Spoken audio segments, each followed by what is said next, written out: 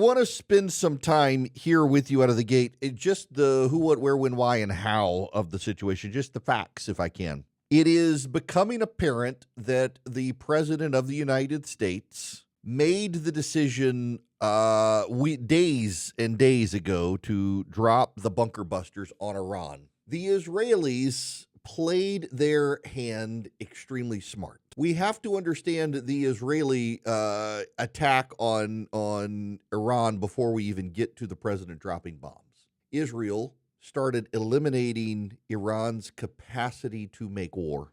They began to destroy the surrounding areas of the three major nuclear facilities.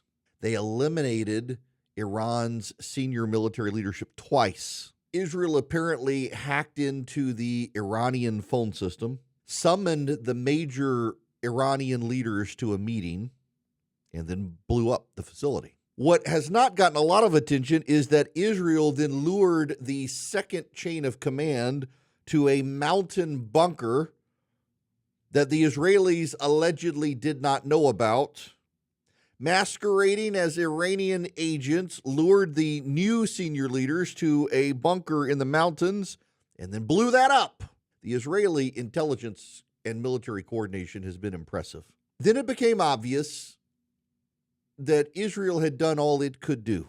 It could not get into Fordo without sending manpower. It did not have missiles capable of penetrating that far down, but Donald Trump did. The United States is the only nation on the planet with bunker buster capacities. So Donald Trump got involved in the planning. And if you read the Wall Street Journal account or the New York Times account, one of the things that locked Donald Trump in on this situation was the impressiveness of what Israel was able to do.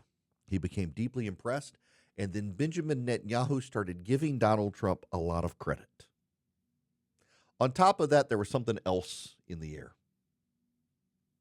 Taco. The Democrats had been needling Donald Trump for weeks over tariffs that Trump always chickens out. Caitlin Collins of CNN confronted Donald Trump about the label taco at the White House. He went ballistic at her, said it was a very mean and nasty question. It's in the back of his head. Taco. Donald Trump for 20 years has said Iran cannot get a weapon of mass destruction. The Israelis had done everything possible short of taking out Fordo for Donald Trump to get involved. He didn't want the taco label. The progressives giving Donald Trump the taco label, frankly, helped satisfy Donald Trump that he needed to act. He didn't want to look like he was chickening out. He's maintained for 20 years that Iran could not get a nuclear weapon. Go back to 2004. He was critical of the war effort in Iraq under Bush and maintained that the priorities were always wrong, that we needed to stop Iran, not Iraq. He didn't want to chicken out. Israel made it very easy for him to not have to. All this past week, he had been signaling something was coming. He left the G7. He signaled they needed to complete surrender. Something big was going to happen. And then he dropped the bombs. What the Wall Street Journal and the New York Times both say is that Trump struggles to keep a secret. And so a lot of diversions came about as a result of that. The Pentagon launched those B-2s to the west. They had already launched B-2s to the east, undetected, without transponders on. Nobody saw them take off. It was the ones to the west everybody saw. They were on the radar. Everybody paid attention to it. And they thought, there's no way they're going to reach Iran. It's going to take them at least 2 days to get there. They're going to refuel. They're going to go to Guam. They're probably going to go to Diego Garcia. They're going to station there. Meanwhile, the actual B-2s dropping the bombs were already over Iran, waiting for the order to drop the bombs. And when they came, Iran had no idea. It was actually a very well thought out plan. Now, I want to say something. I said it the other day, and I want to say this somewhat humorously, although some of you will be offended because some of you are always offended. When I was in 8th grade, I had a teacher. Turns out he actually worked for the CIA. He was my math teacher, but he also worked for the CIA. And he one time said in class, we were just talking one day in algebra and talking about life. And the teacher said, a secret life, and this guy, by the way, you should know, has a reputation for being a gossip. He would gossip. He'd tell us all the stuff that was going on, all the problems with the teachers and other students and other classes. He was a fun teacher. And he said, never keep a secret. Never keep a secret. Because then, when you need to keep a secret, nobody thinks you're capable of keeping a secret. It was advice that stuck with me. Never keep a secret. So that when you have to keep a secret, nobody thinks you're keeping a secret. We didn't know at the time. It turned out he actually was still involved with the Central Intelligence Agency. He and his wife both were involved in foreign intelligence. Donald Trump can't keep secrets. The only secrets Donald Trump has ever kept is when he was cheating on his wives. I say that humorously. You know it's true. Some of you want to get mad about me saying it. But come on. I mean, Donald Trump was very successful at philandering or behind his wife's back, and he got away with it until he got divorced and suddenly was exposed in these relationships. Donald Trump knows how to keep secrets. He just doesn't like to keep secrets. Donald Trump keeps the secrets that matter. Donald Trump kept the secrets while not keeping the secrets. He did a whole lot of bluster. He did a whole lot of, I'm giving them 2 weeks. They need to surrender. I'm giving them 2 weeks, unconditional surrender. I'm giving them 2 weeks. Something's going to happen. I'm giving them 2 weeks. They need to come back to the table. And all along the way, the administration was putting out the signal. It looks like they're coming to the table. Looks like they're negotiating. The Iranians meantime were like, we're not doing it. We're not doing anything. We're not going to negotiate. And the Trump was, they've come back to the table. Oh, they're willing to talk. The Iranians were like, what the hell are they talking about? We're not at the table. And the Trump administration is like, oh, look, they're in Geneva now talking to the Europeans. Everybody's discombobulated. What is he talking about? He says they're engaged. They don't appear to be engaged. Now maybe they are engaged. We don't know. Boom. It was masterful. It was masterful. Even the talking heads on Morning Joe are giving him credit for how masterful it was. The mass distractions. They're giving him begrudging credit.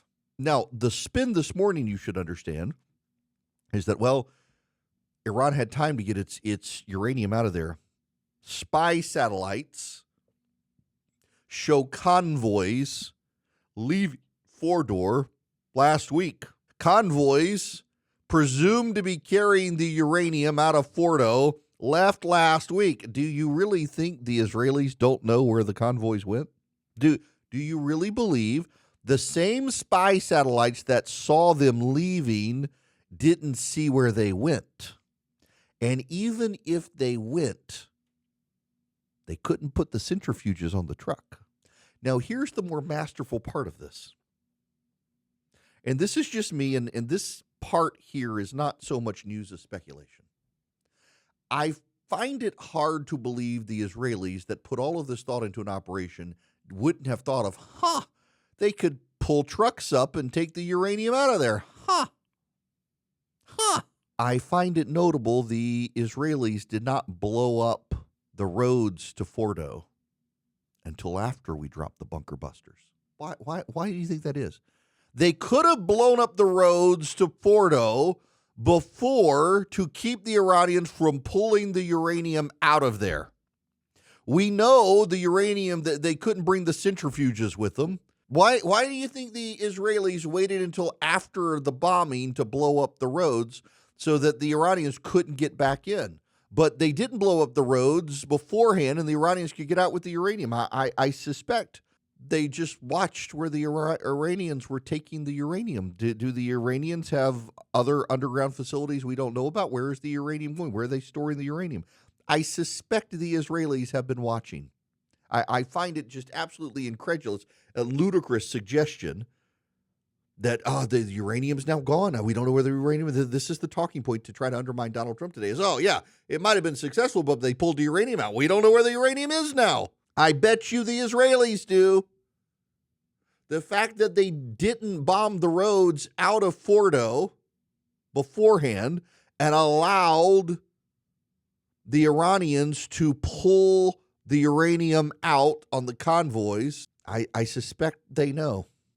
As I'm speaking right now, the Iranians are launching more missiles at Israel.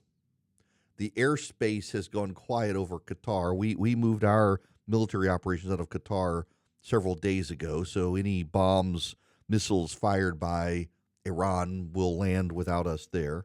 This was a good strike, and it's notable that even some Democrats are begrudgingly praising Donald Trump.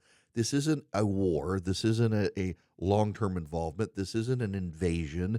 This isn't a ground force. This isn't a major military operation other than bombs being dropped. We're not going to put boots on the ground. This isn't regime change. This is ending Iran's nuclear capacity, something that every president of the United States since the 1990s has pledged to do when it became obvious Iran wanted to build a bomb. And this is the first president to actually do anything about it.